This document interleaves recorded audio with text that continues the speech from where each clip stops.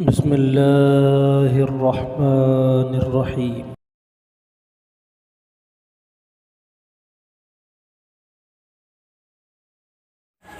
بسم اللہ الرحمن الرحیم نحمد ونصلی علی رسولہ الکریم اما بعد اللہم صلی علی محمد وعلی آل محمد کما صلیت علی ابراہیم وعلی آل ابراہیم انک حمید مجید اللہم بارک علی محمد وعلی آل محمد کما بارکت علی ابراہیم وعلی آل ابراہیم انک حمید مجید رب اشرح لی صدری ویسر لی امری واحلل عقدۃ من لسانی یفقہوا قولی صدق اللہ العظیم۔ حضرت موسیٰ علیہ السلام کے بعد طالوت کی معیت میں انہوں نے جالوت سے جنگ لڑی، اور حضرت موسیٰ نے جو ان کو ارض مقدسہ میں داخلے کے لیے کہا تھا اور انہوں نے حضرت موسیٰ کا انکار کیا، ان کی اس بات میں ان کی نافرمانی کی نہیں مانے، اور پھر 40 سال تک وادی تیہ میں بھٹکتے رہے، اور پھر بعد کو یہ طالوت کی معیت میں انہوں نے جالوت سے جنگ لڑی، اور وہ بالآخر ارض فلسطین ارض مقدسہ میں ان کو داخلہ نصیب ہوا۔ اس کے بعد بنی اسرائیل کی جو تاریخ ہے وہ جو ہے ہم اس کے کچھ صفحات اس وقت لپیٹتے ہوئے صدیوں سے گزرتے ہوئے ہم پہنچ جاتے ہیں اس سنہری دور میں جو حضرت داؤد اور ان کے بیٹے حضرت سلیمان علیہ السلام کا زمانہ ہے۔ اس دوران اللہ نے بڑے انعامات کیے، بڑی نوازشیں ان پر ہوئیں، ان میں انبیاء بھی گزرے، بادشاہ بھی گزرے، اور قرآن نے اس کا ذکر بھی کیا ہے وَجَعَلَكُمْ ملوک، انبیاء و ملوک بنائے ہم نے تمہارے درمیان، بادشاہ بھی دیے تمہیں، نبی بھی دیے۔ اور پھر یہ ہوا کہ حضرت داؤد علیہ السلام آئے جن پر زبور نازل ہوئی، اور پھر ان کے بیٹے حضرت سلیمان علیہ السلام جنہوں نے پوری دنیا پر تقریباً حکومت کی، اور پوری دنیا کے علاوہ انہوں نے جنات پر، چرندوں پرندوں پر، ہواؤں پر ایسی حکومت کے بصراحت قرآن جو انہوں نے دعا کی تھی کہ رب ھب لی ملکن لا ینبغی لأحد من بعدی، کہ اب میرے بعد کسی کو وہ شایان نہ دے، بڑی سے بڑی سلطنت کے مالک کو بھی ایسی حکومت مجھے عطا فرما، لا ینبغی لأحد من بعدی، کہ پھر کسی کو نہ ملے وہ ایسی حکومت۔ تو اللہ تعالیٰ نے صرف انسانوں پر بلکہ جنات پر بھی ان کو حکومتیں دی تھی، اور انہوں نے وہ عظیم کارہائے نمایاں انجام دیے، اللہ کی توحید کو پھیلانا ہو، اور اس کے علاوہ بھی فن تعمیر میں وہ اعلیٰ مثالیں اور اسٹرکچر قائم کیے، جن میں سے پھر ہیکل سلیمانی ہے۔ قرآن حکیم ان کے اس دور کا، ان کا تذکرہ ان الفاظ میں کرتا ہے کہ وَلَقَدْ آتَيْنَا دَاوُودَ مِنَّا فَضْلًا يَا جِبَالُ أَوِّبِي مَعَهُ وَالطَّيْرِ، اور ہم نے داؤد کو اپنے جانب سے بڑا فضل دیا تھا، اور پہاڑوں کو بھی ان کے ساتھ تسبیح میں لگا دیا تھا کہ پہاڑوں ان کی جب یہ ترنم سے گایا کریں اور ہماری حمد بیان کیا کریں تو تم بھی ان کے ساتھ تسبیح کیا کرو، اور پرندوں کو بھی حکم تھا۔ اور دنیاوی نعمت اور جاہ و حشمت تو ان کو ایسا دیا کہ وَأَلَنَّا لَهُ الْحَدِيدِ، لوہے کو ان کے ہاتھ میں نرم کر دیا تھا، اسے وہ زرہ بناتے تھے، أَنِ اعْمَلْ سَابِغَاتٍ وَقَدِّرْ فِي السَّرْدِ وَعَمَلُوا صَالِحًا، اور جنگی ساز و سامان تیار کر کے سرکشی میں نہیں آنا، بلکہ وَعَمَلُوا صَالِحًا، نیک اعمال کرنے ہیں، اچھے اعمال کرنے ہیں ان نعمتوں کو اور ان صلاحیتوں کو۔ اور ظاہر سی بات ہے انبیاء کرام تو اللہ کے نظام کے، اللہ کے حکم کے پابند ہوتے ہیں اور اس کے داعی ہوتے ہیں۔ اللہ کے ان برگزیدہ بندوں نے، انبیاء نے، ان عظیم ہستیوں نے اللہ کی نعمتوں کا بہترین طریقے سے استعمال کیا۔ فرمایا انی بما تعملون بصیر، اور پھر ان کے بعد ان کے بیٹے حضرت سلیمان کا ذکر ہے، وَلِسُلَيْمَانَ الرِّيحَ غُدُوُّهَا شَهْرٌ وَرَوَاحُهَا شَهْرٌ، اور سلیمان علیہ السلام کے لیے ہوائیں مسخر کی، ایک مہینہ کا سفر ان کے لیے ایک صبح ہوتی تھی اور یا ایک شام۔ عام لوگ ایک مہینے میں سفر کرتے ہیں جو وہ ایک صبح ایک شام میں کر لیا کرتے تھے، ہوا یہاں سے وہاں پہنچا دیتی تھی۔ وَأَسَلْنَا لَهُ عَيْنَ الْقِطْرِ، اور ان کے لیے تانبے کا، تارکول کا جو ہے وہ چشمے ان کے لیے بہا دیے، اس پہ انہوں نے پھر بڑی بڑی تعمیرات کی، اور جنات پر بھی ان کو حکومت دی اللہ نے۔ یہ بنی اسرائیل کے نبی ہیں اور ہمارے بھی نبی ہیں۔ یہ میں بات کو ذکر کروں گا کہ بنی اسرائیل اور ہم انبیاء پر ایمان لانے میں کس بات سے ممتاز ہے، اور یہی وہ حد فاصل ہے، اور یہی وہ فرق ہے کہ جس کو باقی اہل کتاب آج کے یہود و نصارہ نہیں سمجھتے، اور ایک مسلمان الحمدللہ اس کو سمجھتا ہے۔ تو جنات ان کے ساتھ لگے ہوئے تھے، وَمِنَ الْجِنِّ مَن يَعْمَلُونَ بَيْنَ يَدَيْهِ بِإِذْنِ رَبِّهِ، اور جنات بھی ان کے سامنے کام کرتے تھے اللہ کے حکم سے، بِإِذْنِ رَبِّهِ۔ وَمَن يَزِغْ مِنْهُ عَنْ أَمْرِهِ نُذِقْهُ مِنْ عَذَابِ السَّعِيرِ، اور ہنٹر ہوتا تھا ان کے اوپر کہ ذرا بھی سرتابی کوئی کرے گا جنات میں سے ان کے حکم کی، ہم اسے سزا دیں گے۔ تو جنات بھی سب کام میں لگے ہوتے تھے، ایسی بیش بہا۔ یہ بنی اسرائیل ان نعمتوں کو یاد کریں اپنی، کہ اللہ نے کیسے فضل کیے، کیسے ان میں انبیاء جلیل القدر اور بادشاہتیں بھی دی، اور قرآن نے بطور انعام کے اس کا ذکر کیا ہے۔ بنی اسرائیل کا جہاں پر بھی ذکر ہے، اور پھر بات کو جب انہیں منصہ عالم سے ہٹایا گیا اور بنی اسماعیل کو یہ چیز منتقل کی گئی، تو پورا قرآن میں بنی اسرائیل کا جہاں پر تذکرہ ہے اس کے پیچھے مقصد یہی ہے کہ دیکھو ہم نے کیسے انعام کیے، اور پھر اپنی عہد شکنی اور نافرمانیاں تم دیکھو۔ تو جنات پر حکومت، ہواؤں پر حکومت، زمین کے ریسورسز پر حکومت، لوہے پر، تانبے ان کے لیے پگھلا دیے، یہ آل داؤد اور حضرت سلیمان کے ساتھ، اور دوسرے الفاظ میں بنی اسرائیل کے انبیاء کے ساتھ اللہ نے انعام اور فضل کیا۔ يَعْمَلُونَ لَهُ مِن مَّحَارِيبَ وَتَمَاثِيلَ وَجِفَانٍ كَالْجَوَابِ وَقُدُورِ الرَّاسِيَاتِ، یہ سب جنات ان کے لیے بڑی بڑی محرابیں بناتے تھے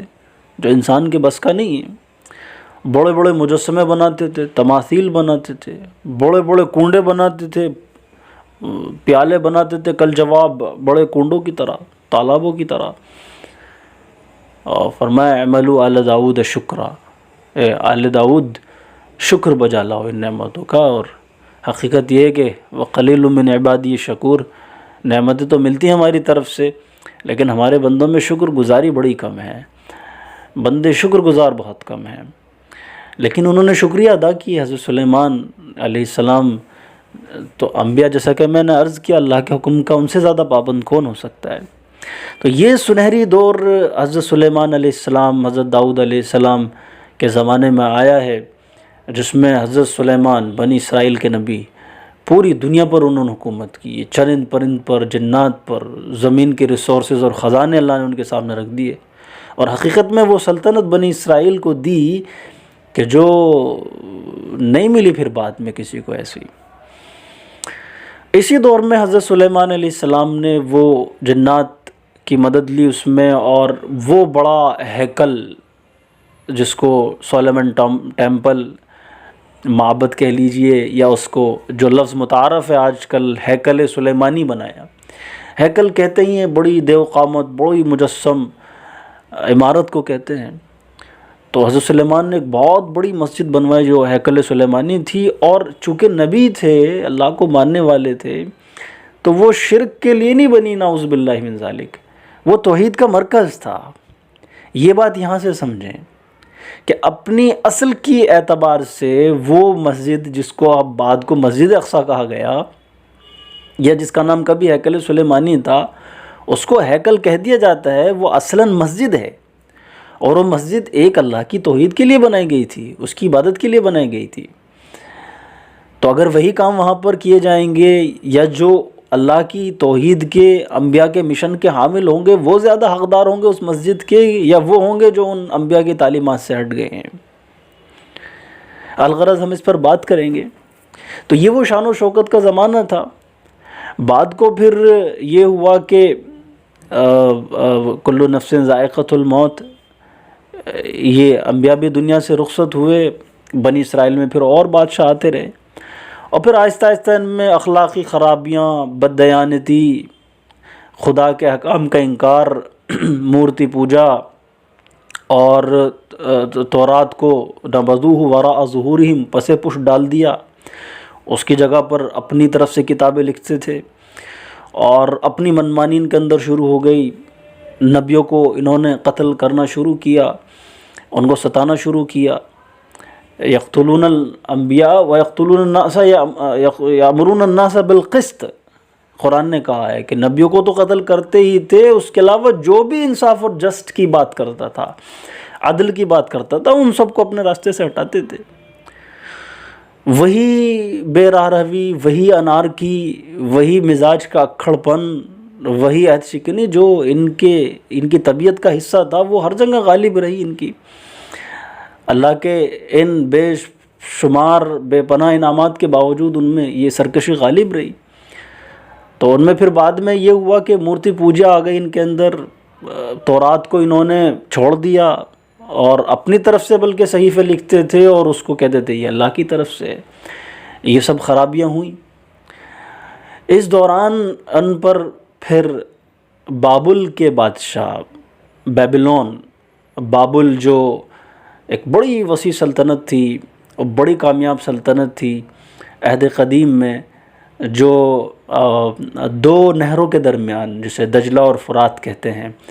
دجلہ اور فرات کے درمیان بابل کی سلطنت بیبلون، انہوں نے پھر ان پر حملہ کیا ہے۔ اور یہ زمانہ ہے حضرت سلیمان یا مسجد اقصیٰ یا ہیکل سلیمانی سے آپ 400 سال نیچے آ جائیں، 587 کے آس پاس کا یہ علاقہ ہے۔ 970 قبل مسیح کا زمانہ حضرت سلیمان کا ہے، اور ان سے 400 سال کے بعد پھر یہ ہوا کہ مسجد اقصیٰ پر یا ہیکل سلیمانی پر بخت نصر نے، بیبلون نے، بابل کے رہنے والوں نے حملہ کیا اور مسجد اقصیٰ یا ہیکل سلیمانی کی اینٹ سے اینٹ بجا دی۔ اور اس سب کے پیچھے یہ عذاب کیوں آیا، اس کے بہت سے اسباب اور عوامل ہیں، جیسا کہ میں نے ذکر کیا کہ یہ انبیاء کی تعلیمات سے ہٹ گئے تھے اور نئی چیزیں انہوں نے داخل کر دی تھی، شریعت سازی کرنے لگے تھے، اپنے ہاتھوں سے کتابیں لکھنے لگے تھے۔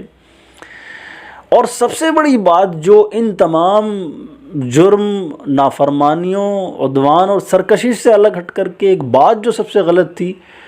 وہ یہ تھی جسے قرآن نے ہائی لائٹ کیا ہے کہ یقتلون انبیاء اللہ یقتلون النبیین بغیر الحق، نبیوں کو ناحق قتل کر دیتے تھے۔ اور یہ ایک نہایت درجے گھناؤنا اور ایک بڑا ظلم ہے۔ انبیاء کرام جو اپنا کلیجہ نکال کے رکھتے ہیں، اپنی قوم کے لیے، لوگوں کے لیے انتہائی درجے مخلص ہوتے ہیں، ایک شفیق باپ کی طرح اپنی قوم کے لیے ہوتے ہیں، ان کو گزند پہنچانا، ان کو نقصان پہنچانا، سیدھے سیدھے اللہ کے عذاب کو دعوت دینا ہے۔ وہ انبیاء کرام کے جن کے اجسام کو مٹی نہیں کھا سکتی، جانور ان کو نقصان نہیں پہنچا سکتا، ان کو قتل کر دیتے تھے۔ یہ حضرت یونس علیہ السلام کے بارے میں کیا کہا ہے قرآن نے؟ فلولا انہ کان من المسبحین للبث فی بطنہ الی یوم یبعثون، کہ اگر یہ یونس علیہ السلام اگر تسبیح نہ کر رہے ہوتے مچھلی کے پیٹ میں، تو یہ للبث فی بطنہ الی یوم یبعثون، قیامت تک مچھلی کے پیٹ میں ہی پڑے رہتے۔ کیا مطلب؟ مچھلی ان کو ہضم نہیں کرتی؟ نہیں کرتی ہضم، ان کو نہیں مار سکتی تھی، نہیں نقصان پہنچا سکتی تھی۔ وہ مچھلی کے انہی فی الظلمات، اندھیروں میں پڑے رہتے، ظلمات بعضها فوق بعض۔ ان انبیاء کو، اور پھر دیکھیے حضرت یونس علیہ السلام تو گئے ہیں اپنی قوم سے ناراض ہو کر کے، اور یہ سب من جانب اللہ تھا، اس میں کسی کو بھی ذرا بھی العیاذ باللہ، الف مرہ العیاذ باللہ، کسی نبی کی شان میں ذرا بھی نہیں آنا چاہیے کہ وہ اپنی قوم سے ناراض ہو کر کے چلے گئے تھے۔ اس لیے جناب رسول اللہ نے فرمایا کہ مجھے کوئی کسی نبی سے بہتر نہ کہے، حتیٰ کہ یونس بن متی سے بھی بہتر نہ کہے۔ یہ خاص طور سے آپ نے نام لیا۔ ادھر قوم پر جب نبی کو انہوں نے ناراض کر دیا اور وہ چلے گئے ہیں، قوم پر فوراً عذاب آ گیا ہے۔ ہاں یہ ہوا کہ انہوں نے توبہ کر لی، یہ تاریخ میں پہلی بار ایسا ہوا۔ قرآن نے ذکر کیا کہ فلولا کانت قریۃ آمنت فنفعها ایمانها الا قوم یونس لما آمنوا کشفنا عنہم عذاب الخزي فی الحیاۃ الدنیا ومتعناہم الی حین، کہ ہمیں تو نہیں ملتا کہ کوئی بستی ایسی ہو کہ اس پر عذاب آ گیا ہو اور انہوں نے توبہ کی ہو سوائے یونس کی قوم کے. انہوں نے عذاب کو پہچان لیا اور وہ سمجھ گئے کہ ہم نے نبی کو ناراض کر دیا ہے. تو پھر وہ ایمان لائے اور توبہ کی انہوں نے، اور تو پھر ہم نے ان کو وہ عذاب ان سے ٹال دیا، اور ایک مدت تک پھر ہم نے انہیں ایک وقت تک انہیں زندگی بخشی، حیات بخشی، عذاب ہٹا دیا. تو قوموں پر، انبیاء کے قتل پر جو اللہ کی طرف سے بھیجے ہوئے ہوتے ہیں، اس کے منتخب اور برگزیدہ بندے ہوتے ہیں، ان مقدس ہستیوں کو آزار پہنچانا اور ان کے قتل پر برپے ہو جانا، سارے جرم ایک طرف اور یہ جرم ایک طرف ہے. وہ ناقابل برداشت ہے، اس کو زیرو ٹالرنس کہہ سکتے ہیں ہم. ان انبیاء کو یہ قتل کر دیتے تھے. لہٰذا یہی ہوا کہ وہ دور 626 کے آس پاس کا قبل مسیح کا، پھر جب وہ دور ہے ایک نبی کا، ارمیہ نبی، جن کو جرمیہ بھی کہتے ہیں، اردو میں ان کو یرمیہ اور ارمیہ بھی کہہ دیتے ہیں. قرآن حکیم میں ان کا ذکر نہیں ہے، لیکن یہ ضروری نہیں ہے کہ تمام انبیاء کا ذکر قرآن حکیم میں نہیں ہے. یہ خود قرآن نے وضاحت کی ہے کہ وَرُسُلًا قَدْ قَصَصْنَاهُمْ عَلَيْكَ وَرُسُلًا لَمْ نَقْصُصْهُمْ عَلَيْكَ، اور بہت سے رسولوں کا ہم نے ذکر کیا، اور بہت ایسے بھی ہیں کہ لم نقصصہم علیک، ان کا ہم نے ذکر نہیں کیا. تو یرمیہ نبی کا بائبل میں، تورات میں ان کا ذکر ہے کہ یہ وہی زمانہ ہے کہ جب بخت نصر نے، بابل کے بادشاہ نے، ہیکل سلیمانی پر حملہ کیا اور اس کو تاراج کیا. اس دوران ان کے نبی یرمیہ نبی نے انہیں سمجھایا. جو پادری تھے ان کو کہا کہ یہ ناحق مال کھاتے ہیں، ان کی خیانت کو اجاگر کیا، اور یہ بھی بتایا کہ یہ اپنے ہاتھوں سے کتابیں لکھتے ہیں. اور تورات کو تو انہوں نے چھوڑ دیا تھا، اپنے ہاتھوں سے اپنے اسکرپچرز لکھتے تھے کتابیں، اور اس کو اللہ کی طرف منسوب کر دیتے تھے. تو یہ تمام یرمیہ نبی کی تعلیمات تھی جس کے لیے وہ بنی اسرائیل کو روکتے تھے کہ تم ایسا نہ کرو. اس کے علاوہ انہوں نے مورتیاں بنا لی تھی، مورتیاں پوجا کرتے تھے، جن میں ان کا ایک بہت بڑا بت تھا جس کو بال کہا جاتا تھا، اس کو پوجتے تھے، جس کا ذکر قرآن میں بھی ہے. اتدعون بعلا وتذرون احسن الخالقین اللہ ربکم ورب آبائکم الاولین. یہ یرمیہ نبی کی تعلیمات ہیں،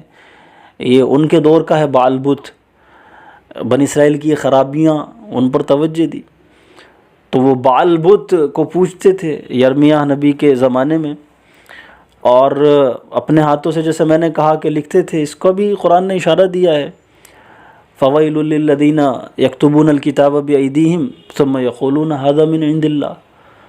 یہ اپنے ہاتھوں سے لکھتے ہیں الکتاب کو اور نسبت کر دیتے ہیں اللہ کی طرف کہ یہ اللہ کی طرف سے ہیں.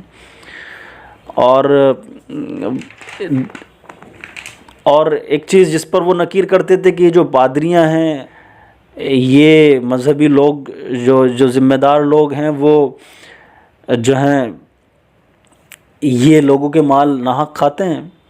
اس کو قرآن نے کہا ہے کہ ان کثیرا من الاحبار والرہبان لیأکلون اموال الناس بالباطل ویصدون عن سبیل اللہ. تو ان تمام باتوں پر وہ نکیر کرتے تھے حضرت یرمیہ علیہ السلام. اور پھر بعد کو جب قوم نہیں مانی اور انہوں نے مورتی پوجا اور یہ ساری خرابیاں نہیں چھوڑی، تو پھر انہوں نے پیش گوئی کی کہ اب وہ وقت آنے والا ہے کہ جو باہر کے کچھ لوگ آئیں گے، شمال کی طرف سے، نارتھ کی طرف سے کچھ لوگ آئیں گے، انویڈرز ہوں گے، اور وہ یروشلم پر حملہ کریں گے، اور یہاں پر تم قید کر لیے جاؤ گے اور جلا وطن کر دیے جاؤ گے، اور یہ ہیکل سلیمانی جو ہے وہ تباہ ہو جائے گا، قحط آئے گا. جب انہوں نے یہ پروفیسیز کرنی شروع کی اور پیشین گوئیاں کی، تو یہ بنی اسرائیل ناراض ہو گئے، اور ان کو سازش کے تحت ان کو جو ہے وہ ایک تہہ خانے میں بند کر دیا گیا. 2 شیروں کے درمیان ان کو چھوڑ دیا گیا کہ تاکہ وہ کھا جائیں ان کو. یہ الگ بات رہی کہ پھر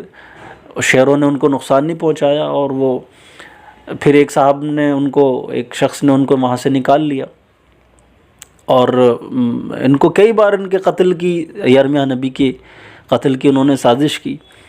اور پھر یہ ہوا کہ بعد میں پھر ان کو جیل میں ڈلوا دیا۔ اور پھر ہوتے ہوتے یوں انہی کے زمانے میں 587 قبل مسیح کا BC کا وقت آیا کہ جب بابل کے بادشاہ بخت نصر نے بنی اسرائیل پر، یروشلم پر حملہ کیا اور ہیکل سلیمانی کی اینٹ سے اینٹ بجا دی، اور 75,000 بنی اسرائیل کو قید کر کے وہ بابل لے گئے۔ اور اسی نے پھر بخت نصر نے یرمیہ نبی کو آزاد بھی کرایا، ان کے ساتھ اچھا اکرام بھی کیا، بابل لے گئے۔ وہاں پر یہ 75,000 یہودی کہہ لیں، ان کو بنی اسرائیل کہہ لیں، یہ بابلیوں کی قید میں رہے ہیں۔ اس کے بعد یہ ہوا کہ یہ 60 سال کے قریب بابل کی قید میں رہے ہیں۔ اس کے بعد پھر ان کی رہائی عمل میں آئی، اور یہ پھر ان کو چھوڑ دیا گیا، اور یہ پھر واپس دوبارہ جو ہے وہ یروشلم میں آ کر کے بسے ہیں، اور پھر دوبارہ انہوں نے ہیکل سلیمانی کی بہت شاندار طریقے سے پھر دوبارہ تعمیر کی۔ اور یہ وہ پہلی بربادی ہے جس کو قرآن حکیم کی سورہ اسراء میں بیان کیا گیا ہے، وَقَضَيْنَا لِبَنِي إِسْرَائِيلَ فِي الْكِتَابِ لَتُفْسِدُنَّ فِي الْأَرْضِ مَرَّتَيْنِ وَلَتَعْلُنَّ عُلُوًّا كَبِيرًا۔ ہم نے ازل میں الکتاب میں ہم نے یہ بنی اسرائیل کے لیے فیصلہ کر دیا تھا کہ تم زمین میں 2 مرتبہ بڑا فساد مچاؤ گے اور سزا کے مستحق پاؤ گے۔ فَإِذَا جَاءَ وَعْدُ أُولَاهُمَا بَعَثْنَا عَلَيْكُمْ عِبَادًا لَنَا أُولِي بَأْسٍ شَدِيدٍ فَجَاسُوا خِلَالَ الدِّيَارِ وَكَانَ وَعْدًا مَفْعُولًا۔ اور جب پہلا وعدہ آئے گا، ہمارا پہلا عذاب تم پر آئے گا، تو ہم بڑے مضبوط عبادًا لنا فرمایا اپنے بندے بھیجیں گے، وہ گلی کوچوں تک میں گھس جائیں گے، اور انہوں نے یہی کیا۔ تو قرآن نے جس 2 عذابوں کا ذکر کیا ہے، بیت المقدس، یروشلم کی، اور پھر بنی اسرائیل کی تباہی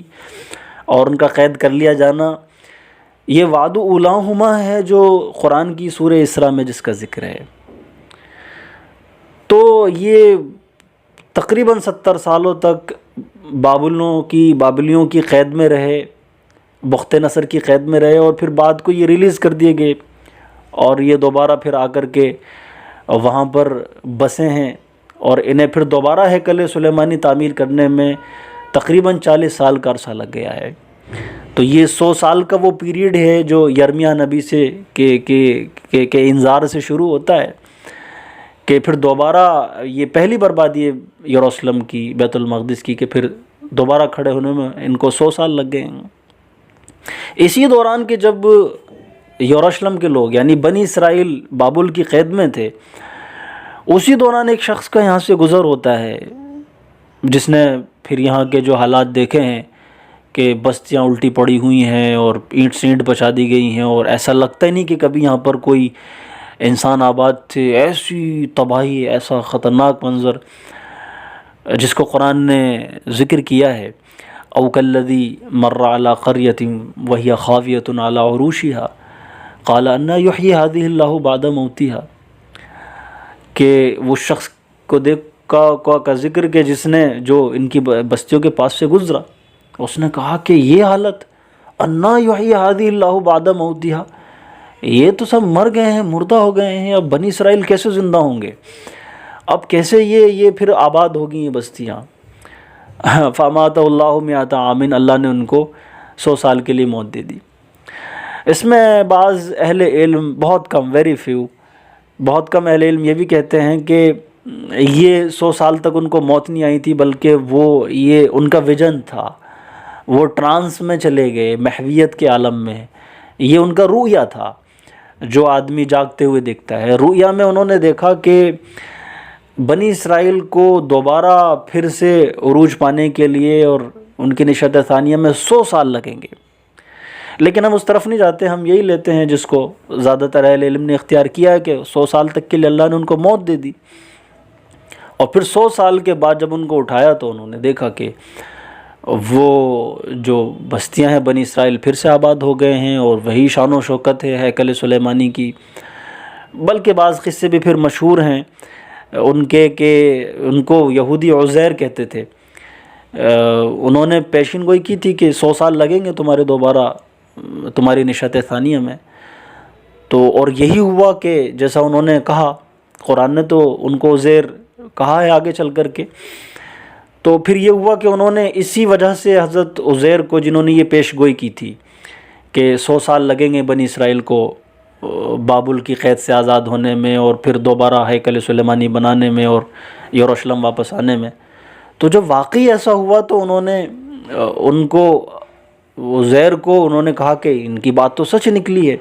اور یہ تو بڑی مقدس ہستی تھی، تو انہوں نے ان کو اللہ کا بیٹا بنا لیا، جس کا ذکر قرآن میں یوں ہے کہ وقالت الیہود عزیر ابن اللہ، یہود نے کہا کہ عزیر تو اللہ کے بیٹے ہیں۔ یہ اسی پیش گوئی کے نتیجے میں ہے کہ جو انہوں نے کی تھی۔ الغرض یہ پھر دوبارہ یہ پہلی بربادی تھی یروشلم کی، بیت المقدس کی، اس کے اسباب اور عوامل میں نے ذکر کیے کہ نبیوں کو قتل کر دینا ان کا بڑا جرم تھا، بال مورتی، بال کو یہ پوجتے تھے، اور انہوں نے جو ہے وہ تورات کو اپنے ہاتھ سے کتابیں لکھتے تھے اور اس کو تورات بتاتے تھے، اور مالی خیانتیں ان کے اندر ہو گئی تھی، منمانیاں آ گئی تھیں، اور جس کی وجہ سے پھر یہ اللہ کا عذاب آیا، جس کو قرآن نے عباد لنا اولی باس شدید بابلیوں کے لیے بولا ہے۔ بابل کے لوگ آئے اور یروشلم کو تخت و تاراج کیا۔ تو انشاءاللہ اگلی مرتبہ میں، اگلی قسط میں ہم بیت المقدس کے احوال ذکر کریں گے کہ پھر دوسری بربادی جو قرآن نے فَإِذَا جَاءَ وَعْدُ الْآخِرَةِ کہا ہے، اس دوسرے وقت کی بربادی میں، دوسرے حملے میں یروشلم کیسے تباہ ہوا، اور پھر ہوتے ہوتے یہاں جس حالت میں آج بیت المقدس مسجد اقصی ہے، یہاں تک کیسے پہنچے ہیں، تاریخ کے ان صفحات کا ہم جائزہ لیں گے۔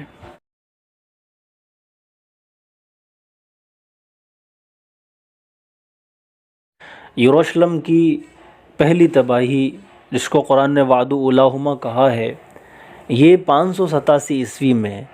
یعنی ہیکل سلیمانی کے تعمیر کیے جانے کے 400 سال بعد تقریباً یہ بابلوں کے ہاتھوں، بخت نصر کے ہاتھوں یروشلم کی بے حساب اور ناقابل ذکر تباہی، کہ جس میں تقریباً یروشلم کو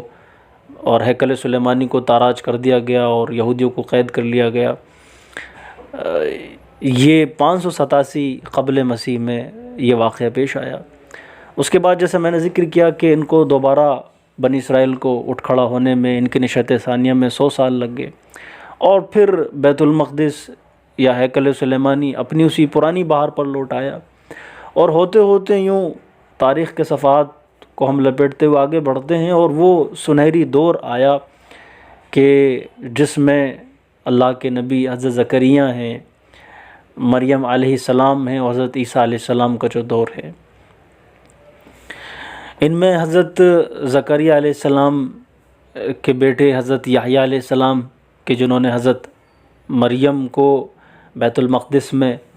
عبادت کرتے ہوئے دیکھا، اور ان کے پاس جاتے تھے تو دیکھتے تھے کہ بڑی بڑی نعمتیں ان کو ملی ہیں، وہاں سے کیفیات لیتے ہوئے انہوں نے اس منظر کو دیکھتے ہوئے انہوں نے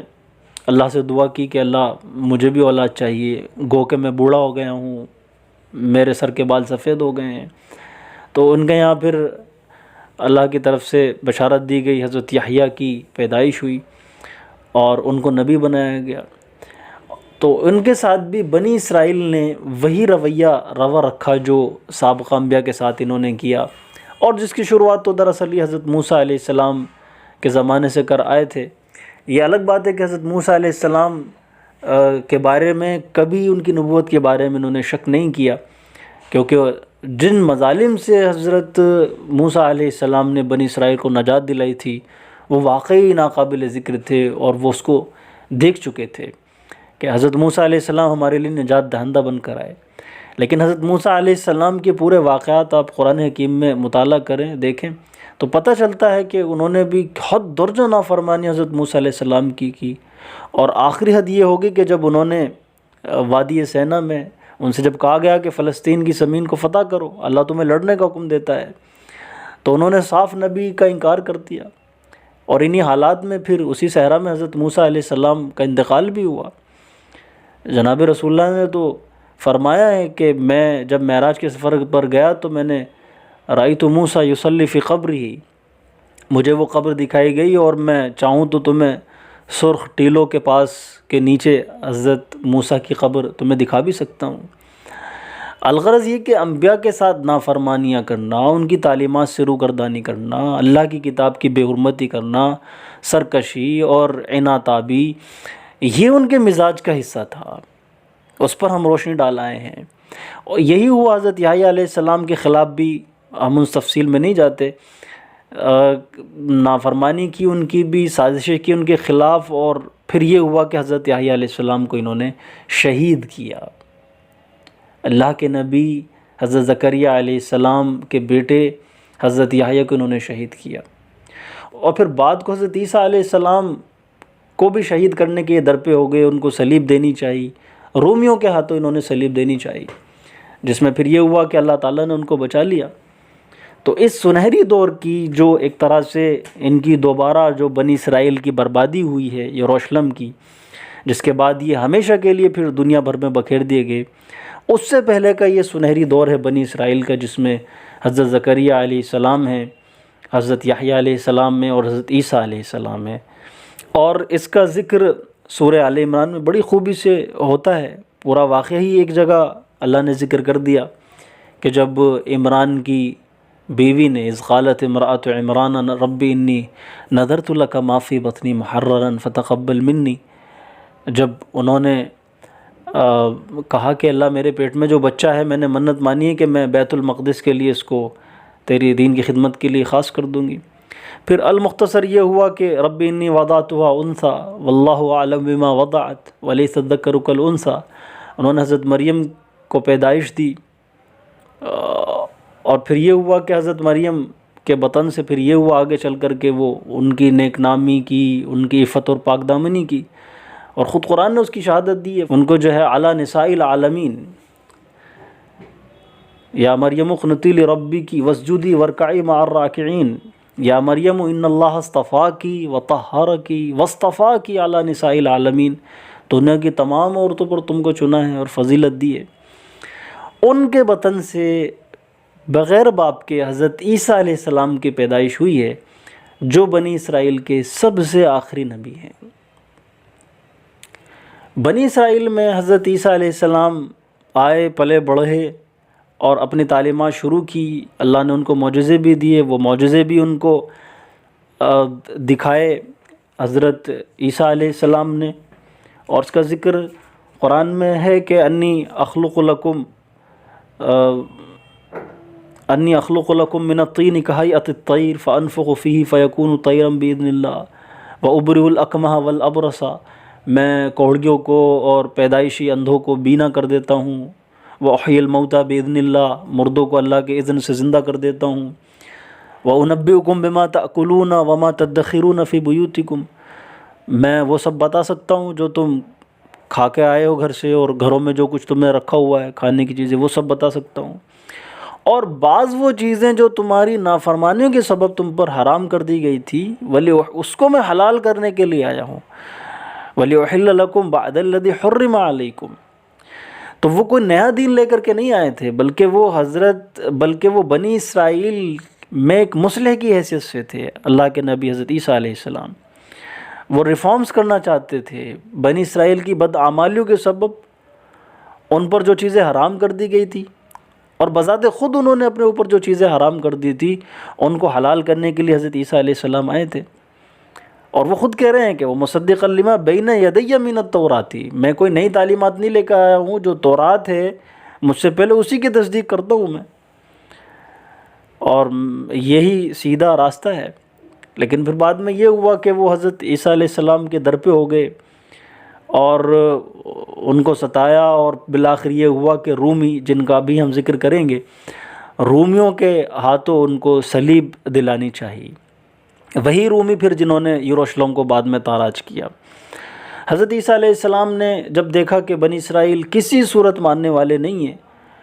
اور میرے قتل کے در پہ ہیں، مجھے ایذا پہنچاتے ہیں، تو ان کے وہ کلمات وہ لکھے ہوئے ہیں بائبل کے اندر بھی، اور قرآن حکیم میں بھی اس کے اشاریے موجود ہیں کہ انہوں نے اللہ سے شکایتیں کی، ایلی ایلا لما شبختنی، مجھے کیوں آپ نے ان کے ہاتھوں سپرد کر دیا ہے۔ تقریباً اسی کرب کے ساتھ دعا کی ہے جو جناب رسول اللہ صلی اللہ علیہ وسلم نے طائف میں کی ہے۔ یہ وہ بنی اسرائیل کے ذہنی امراض ہیں، یہ ان کی طبیعتوں کو وہ فساد ہے، یہ وہ ان کی سنگ دلی، ظلم اور بربریت اور سفاکی ہے جس کے اثرات ان پر ہمیشہ غالب اور حاوی رہے، اور جس کی مثالیں ہمیں آج بھی دیکھنے کو ملتی ہے۔ اللہ کے نبیوں کو وہ ستاتے تھے۔ صرف اتنا ہی نہیں کہ وہ ان کی باتوں کا انکار نہیں کرتے تھے، ان کی جان کے در پہ آزار پڑ جاتے تھے۔ انہوں نے حضرت عیسیٰ کو شہید کرنا چاہا، ان کو صلیب دینی چاہیے، اور پھر ان کا مقدمہ رومی عدالت میں لے گئے، اور رومیوں کے ذریعے سے ان کو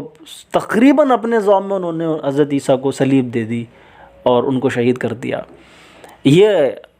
حالانکہ وہ خلاف واقعہ ہے، اللہ نے ان کو بچایا، قرآن میں اس کی صراحت ہے، وما قتلوہ وما صلبوہ ولکن شبہ لہم، نہ انہوں نے ان کو قتل کیا نہ صلیب دی، بلکہ یہ سارا معاملہ ہی ان کے لیے گڈمڈ کر دیا گیا۔ انہیں آج تک لگتا ہے کہ ہم نے انا قتلنا المسیح عیسیٰ ابن مریم رسول اللہ، ہم نے تو عیسیٰ ابن مریم کو، اللہ کے رسول کو قتل کر دیا، وہ آج تک یہ سمجھتے ہیں۔ لیکن قرآن کہتا ہے بل رفعہ اللہ الیہ، اللہ نے تو انہیں اپنی جانب اٹھا لیا، اور وہ آج آسمانوں میں ہیں اور قرب قیامت میں اتریں گے۔ قرآن نے ان حالات کا ذکر ان الفاظ میں کیا ہے، فلما احس عیسیٰ منہم الکفر قال من انصاری الی اللہ، جب عیسیٰ علیہ السلام نے دیکھ لیا، ان کے محسوس کر لیا کہ یہ کفر ہی کریں گے، نہیں مانیں گے بات کو، تو پھر انہوں نے وہ اعلان عام کیا کہ وہ جذبات سے بھرے ہوئے الفاظ اور وہ پکار انہوں نے لگائی ہے کہ من انصاری الی اللہ، بتاؤ اللہ کی خاطر، اللہ کے لیے میرا کون انصار مددگار ہے۔ قال الحواریون نحن انصار اللہ، تو حواریوں نے ان کا ساتھ دیا اور کہا کہ ہم ہیں مددگار آپ کے۔ انہیں اپنی تعلیمات انہوں نے منتقل کی، ہدایات دیں، اور پھر یہ ہوا کہ یہودیوں نے، بنی اسرائیل نے مستقل ان کے خلاف سازشیں کرتے رہے، اور رومی بادشاہ، وہ رومی کے جن کا ابھی ہم ذکر کریں گے، رومیوں کے ذریعے سے ان کو صلیب دلانے کی کوشش کی گئی، اور اپنے زعم میں، جیسا کہ میں نے ذکر کیا، اپنے خیال میں وہ ان کو صلیب دے چکے تھے۔ حضرت عیسیٰ علیہ السلام کی تعلیمات کا انکار کرنے کے سبب اور ان کو قتل کرنے کی کوشش کے نتیجے میں بنی اسرائیل اس بات کے واقعی مستحق ہو چکے تھے کہ ان پر اللہ کی طرف سے عذاب آ جاتا اور یہ ہمیشہ کے لیے ہلاک کر دیے جاتے، لیکن اللہ کو کچھ اور منظور تھا، اور موقع دینا مقصود تھا، اور ان کی اسی دنیا میں ہی رسوائی اور خزی فی الحیات الدنیا مقصود تھی۔ لہٰذا یہ تو واضح کر دیا گیا تھا کہ اب بنی اسرائیل اپنے آخری نبی کے انکار کے سبب اور ان کی قتل کی سازش کے نتیجے میں اور اس کی سزا کے طور پر امامت عالم سے معزول کیے جا رہے ہیں، ہٹائے جا رہے ہیں، اور حضرت عیسیٰ کی زبانی اس بات کا اعلان بھی کرا دیا گیا۔ ایک جگہ تو قرآن حکیم میں یہ ذکر ہے کہ لعن الذین کفروا من بنی اسرائیل علی لسان داؤد و عیسی ابن مریم، حضرت داؤد اور حضرت عیسیٰ ابن مریم کی زبانی ان پر لعنت کرائی گئی، اور خود حضرت عیسیٰ علیہ السلام کو بھی بتا دیا گیا تھا کہ اب ان کو معزول کیا جاتا ہے، عالم کی امامت سے ان کو معزول کیا جاتا ہے، ہمیشہ کے لیے معزول کیا جاتا ہے۔ اس لیے فرمایا کہ یا عیسیٰ انی متوفیک، اے عیسیٰ میں اب تم کو وفات دیتا ہوں، ورافعک الیہ، اور اپنی طرف اٹھاتا ہوں۔ اور وفات سے مراد یہاں پر موت نہیں ہے، موت میں اور وفات میں ایک بڑا فرق ہے۔ جو حضرات موت اور وفات کے فرق کو نہیں جانتے وہ ہماری دوسری ویڈیوز ملاحظہ کر سکتے ہیں، وہاں پر ہم نے واضح کیا ہے کہ موت الگ ہے اور وفات ایک الگ چیز ہے، اور حضرت عیسیٰ کی وفات ہوئی ہے، موت نہیں ہوئی ہے۔ تو فرمایا انی متوفی کا، میں تمہیں وفات دیتا ہوں، ورافعک الیہ، اور اپنی طرف اٹھاتا ہوں، وجاعل الذین اتبعوک فوق الذین کفروا الی یوم القیامہ، اور اب قیامت تک کے لیے ان لوگوں کو جنہوں نے تمہاری اتباع کی ہے، گو برائے نام اتباع کی ہے، جنہوں نے تمہاری اتباع کی ہے، ان کو میں ان لوگوں پر کہ الذین کفروا، جنہوں نے تمہارا انکار کیا ہے، یعنی یہ یہودی، یہ بنی اسرائیل، ان پر ہمیشہ کے لیے فوقیت دیتا ہوں۔ تو یہاں یہ آیت بتا رہی ہے واضح طور پر کہ بنی اسرائیل کو، یہودیوں کو امامت عالم کے منصب سے معزول کر دیا گیا، اور ہمیشہ کے لیے حضرت عیسیٰ اور ان کے ماننے والوں کو، ان کے سچے فالوورز کو، یہودیوں پر ہمیشہ کے لیے فضیلت دے دی گئی ہے۔ ضربت علیہم الذلۃ والمسکنہ، ان پر ذلت اور مسکنت مسلط کر دی گئی ہے۔ تو اب بنی اسرائیل یعنی یہودی کبھی منصہ شہود پر نہیں آئیں گے۔ اس معزولی پر، امامت عالم کے منصب سے اور نبوت کا اور دنیا کی سیادت اور قیادت کا جو سلسلہ، ایک طویل سلسلہ بنی اسرائیل میں چلا آ رہا تھا، وہ حضرت عیسیٰ کے انکار کی وجہ سے اس سلسلے کو ختم کر دیا گیا، اور فرما دیا گیا الذین کفروا سے مراد مسلمان نہیں ہے، یہ بھی واضح رہے، کیونکہ ہم حضرت عیسیٰ کا انکار نہیں کرتے، ہم تو ان پر ایمان رکھتے ہیں۔ وَجَاعِلُ الَّذِينَ اتَّبَعُوكَ فَوْقَ الَّذِينَ كَفَرُوا، اور میں ان کو جو تمہارے متبعین ہیں ان کے اوپر جنہوں نے تمہارا اس وقت انکار کیا ہے، یعنی یہ بنی اسرائیل، یہودی، ان پر میں اب قیامت تک کے لیے تمہارے متبعین کو ان پر فضیلت دیتا ہوں، یعنی انہیں ہٹا کر کے اب تمہیں لایا جا رہا ہے، جنہیں ہم عیسائی یا نصارہ کہتے ہیں۔ اس کے بعد یہ ہوا کہ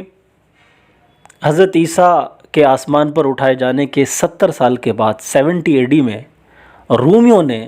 دوبارہ یروشلم پر حملہ کیا، اور اس بار یہودیوں کی بیخ کنی کی اور مسجد اقصیٰ کو تاراج کیا، اس کی اینٹ سے اینٹ بجا دی، اور قرآن نے جو وعد الآخرہ کہا تھا وہ واقع ہوا، جس کی قرآن نے ہمیں اب خبر دی ہے، اور اللہ کے ازل میں، اللہ کی الکتاب میں، لوح محفوظ میں یہ لکھا جا چکا تھا بنی اسرائیل کے لیے کہ یہ 2 بار بڑے فساد پھیلائیں گے اور سزا کے مستحق پائیں گے۔ لہٰذا 70 عیسوی میں رومیوں نے ان پر حملہ کیا اور یروشلم کو اپنے قبضے میں لے لیا، اور بنی اسرائیل کو ہمیشہ کے لیے وہاں سے جلا وطن کر دیا۔ یہ رومی کون تھے جنہوں نے یروشلم پر حملہ کیا اور یہودیوں کو وہاں سے جلا وطن کیا؟ یہ ایک رومی سلطنت تھی جس کے بادشاہ کو قیصر روم بھی کہا جاتا تھا۔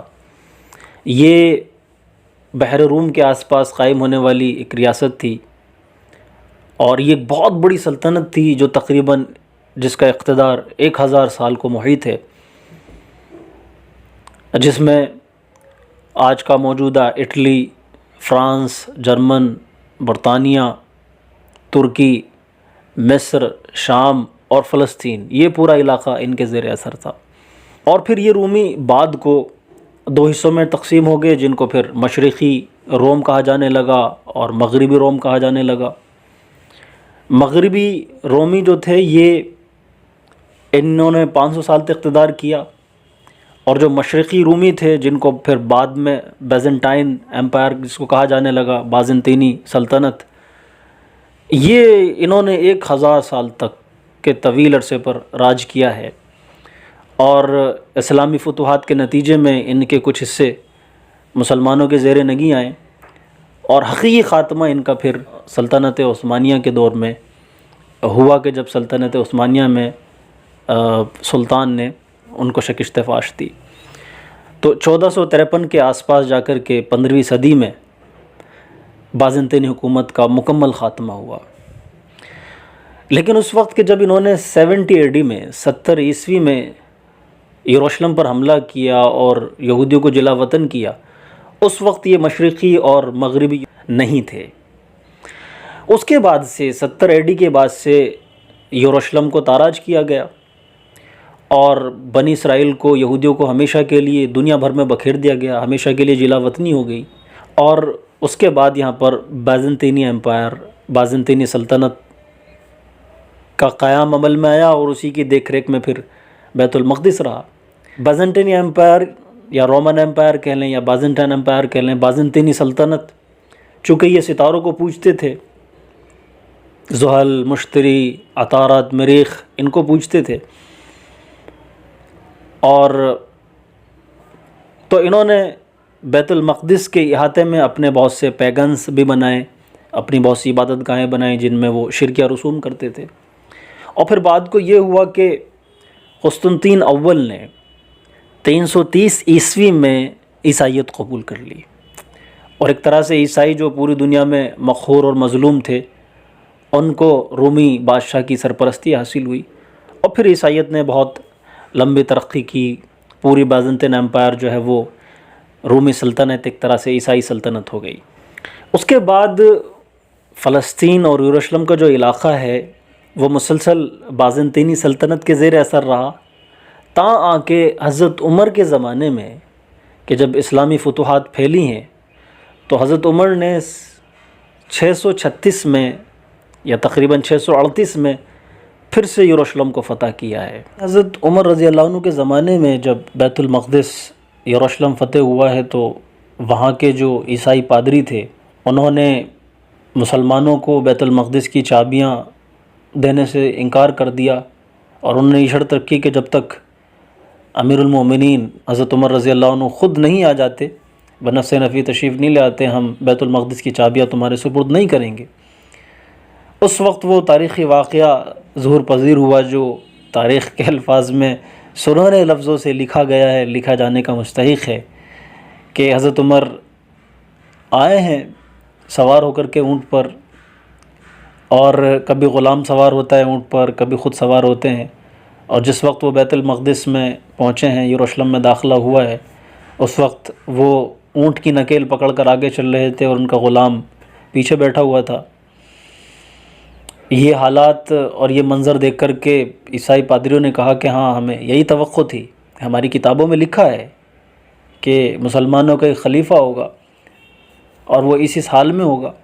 حتیٰ کہ انہوں نے پھر یہ کیا کہ حضرت عمر کے لباس میں جو تقریباً 16-17 پیون تھے وہ بھی انہوں نے گنے، اور یوں آسانی سے چابیاں حضرت عمر کے سپرد کر دی۔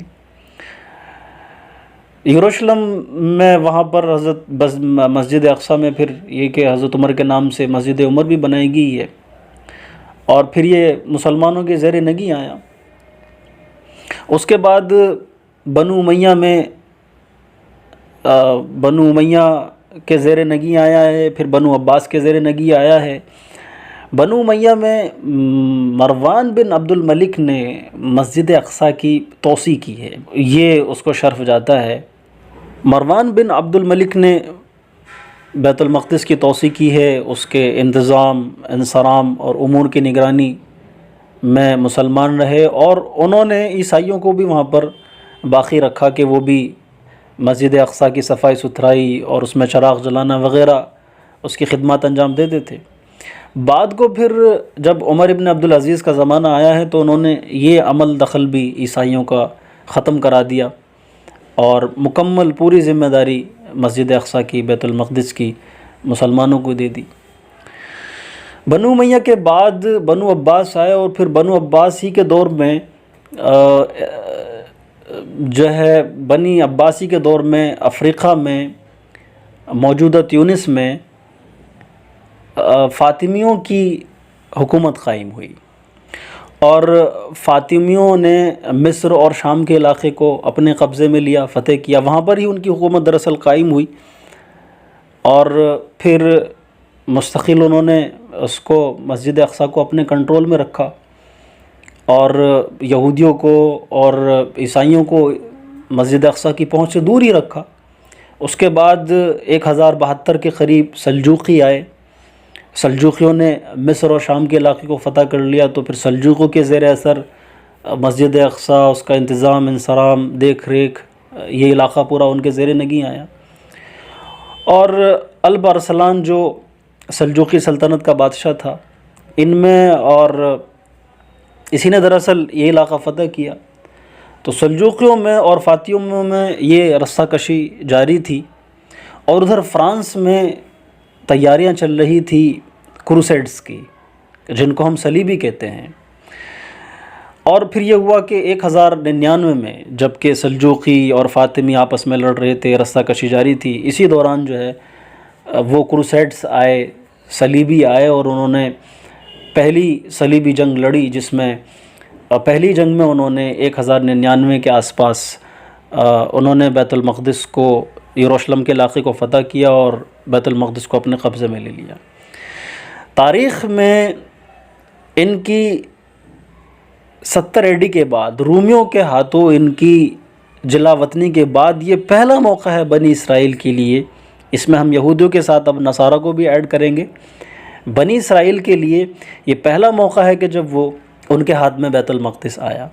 مسلسل 80 سالوں تک یہ بیت المقدس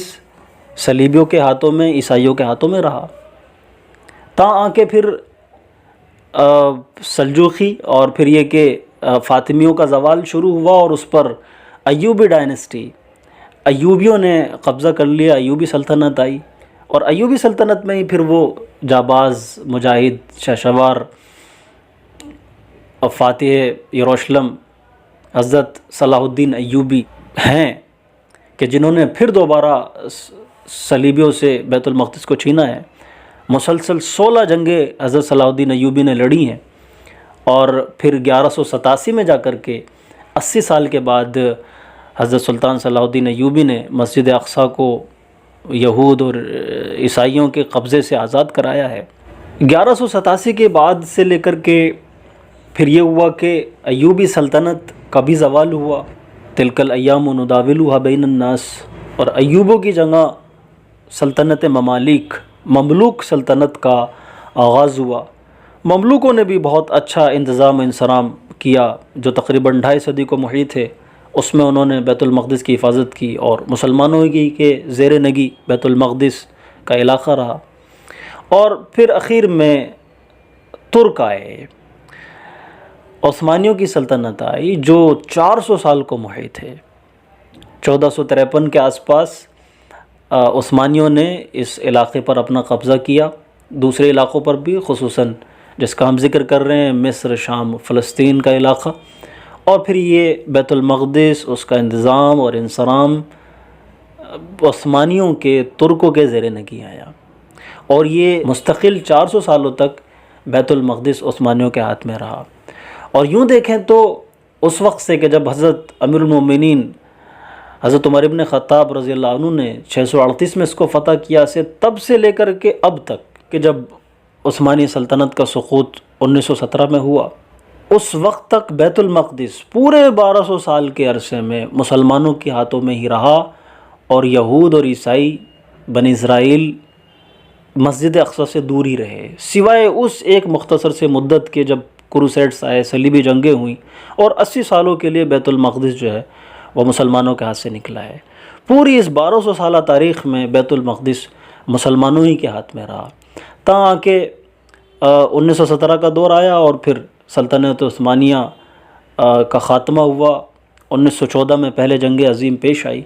اور اس میں سلطنت عثمانیہ کا خاتمہ ہو گیا، اور پھر اس کے نتیجے میں ہی بیت المقدس، مصر، شام اور فلسطین کا علاقہ بھی مسلمانوں کے ہاتھ سے جاتا رہا۔